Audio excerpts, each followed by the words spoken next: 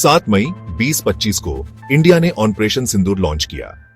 ये एक बहुत ही सोची समझी मिलिट्री ऑपरेशन थी, जिसका टारगेट था पाकिस्तान और पाकिस्तान अधिकृत कश्मीर में टेररिस्ट इंफ्रास्ट्रक्चर। ये एक्शन पहलगाम में हुए बहुत ही बुरे टेररिस्ट अटैक का सीधा जवाब था। पहलगाम जम्मू और कश्मीर का एक फेमस टूरिस्ट प्लेस है।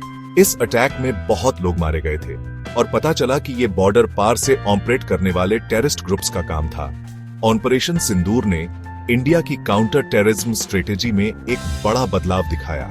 इससे ये साफ हुआ कि इंडिया अपनी सिक्योरिटी को खराब करने वालों के खिलाफ पूरी ताकत से जवाबी कार्रवाई करेगा। पहलगाम अटैक ने पाकिस्तान से आने वाले टेररिज्म के खतरे को फिर से याद दिलाया। बॉर्डर पार घुसपैठ रोकने और टेररिस्ट इंफ्रास्ट्रक्चर को खत्म करने के लिए बार बार की गई कोशिशों के बावजूद ये ग्रुप्स बेखौफ काम करते रहे। इंडियन गवर्नमेंट ने एक कड़ा संदेश देने के लिए इंडियन एयरफोर्स को सर्जिकल स्ट्राइक करने का आदेश दिया। ये स्ट्राइक टेररिस्ट कैंप्स और लॉन्च पैड्स पर की जानी थी। इसका मकसद दो था: इंडियन लोगों के लिए फौरन खतरे को खत्म करना और इन टेररिस्ट ऑर्गेनाइजेशंस की ताकत को कमजोर करना। ऑपरेशन सिंदूर, जिसका नाम लाल रंग के नाम पर रखा गया है, जो बहादुरी और बलिदान का प्रतीक है, ये इंडियन एयरफोर्स के इंडिया की संप्रभुता और अखंडता की रक्षा करने के कमिटमेंट को दिखाता है। ऑपरेशन बहुत ही सावधानी से किया गया। सिर्फ टेररिस्ट एक्टिविटीज से जुड़ी जगहों को निशाना बनाया गया और आम लोगों को कोई नुकसान न हो, इसका पूरा ध्यान रखा गया। इस ऑपरेशन ने इंडियन एयरफोर्स की बढ़ती ताकत को दिखाया, जो दुश्मनों के खिलाफ तेज और निर्णायक हमले करने में सक्षम है। 8 मई 2025 की सुबह सुबह इंडियन एयरफोर्स के MiG-29 के फाइटर जेट्स ने उड़ान भरी। ये जेट्स अपनी फुर्ती और लड़ाकू क्षमता के लिए जाने जाते हैं। उनका मिशन था पाकिस्तान और POK में 7 टेररिस्ट बेस पर टारगेटेड स्ट्राइक करना। इन टारगेट्स में पाकिस्तानी एयर डिफेंस रडार, जरूरी मिलिट्री इंस्टॉलेशन, लाहौर के पास की एक स्ट्रेटेजिक जगह समेत और नूर खान और रहीमयार खान के एयरबेस शामिल थे। ये ऑपरेशन, जो बहुत ही प्लानिंग और सटीक एग्जीक्यूशन का नतीजा था, सिर्फ 23 मिनट में पूरा हो गया। इंडियन एयरफोर्स ने कई तरीकों का इस्तेमाल किया, जिसमें एडवांस्ड टेक्नोलॉजी और स्ट्रेटेजिक मूवमेंट शामिल थे।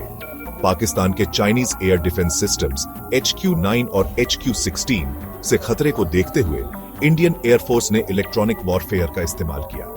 इससे पाकिस्तान के सिस्टम इंडियन एयरक्राफ्ट को डिटेक्ट नहीं कर पाए। साथ ही इंडिया के अपने एयर डिफेंस सिस्टम्स आकाश, QRSM, अरुद्रा और अश्विनी रडार और नेत्र AEBU-NC system Pakistani air space पर नजर रख रहे थे। जवाबी हमले की उम्मीद करते हुए इंडियन एयरफोर्स ने एक पूरी डिफेंस स्ट्रेटेजी बनाई। लॉइटरिंग म्यूनिशन, जो टारगेट एरिया के ऊपर काफी देर तक मंडरा सकते हैं, उनका इस्तेमाल किया गया।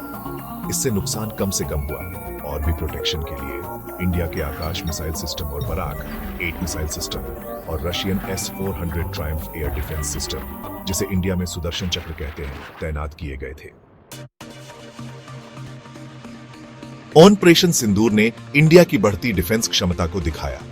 ऑपरेशन ने made in India defence technology की असरदारता को दिखाया, जो डिफेंस प्रोडक्शन में आत्मनिर्भर बनने के लिए इंडिया के कमिटमेंट को दर्शाता है।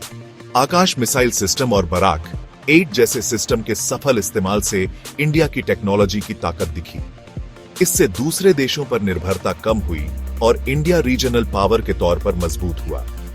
ऑपरेशन ने मॉडर्न वॉरफेयर में स्पेस बेस्ड एसेट्स के महत्व को भी दिखाया।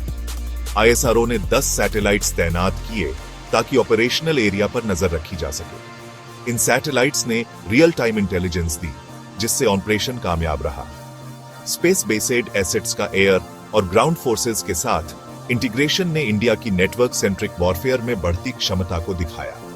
ऑपरेशन सिंदूर की कामयाबी का इंडिया के डिफेंस इंडस्ट्रियल बेस पर काफी असर पड़ा।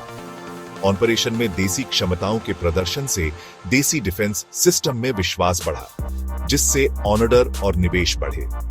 आत्मनिर्भरता पर इस नए फोकस से इंडिया के डिफेंस प्रोडक्शन में बढ़ोतरी हुई, जो वित्तीय वर्ष 23-24 में 1.27 लाख करोड़ रुपए तक पहुंच गया।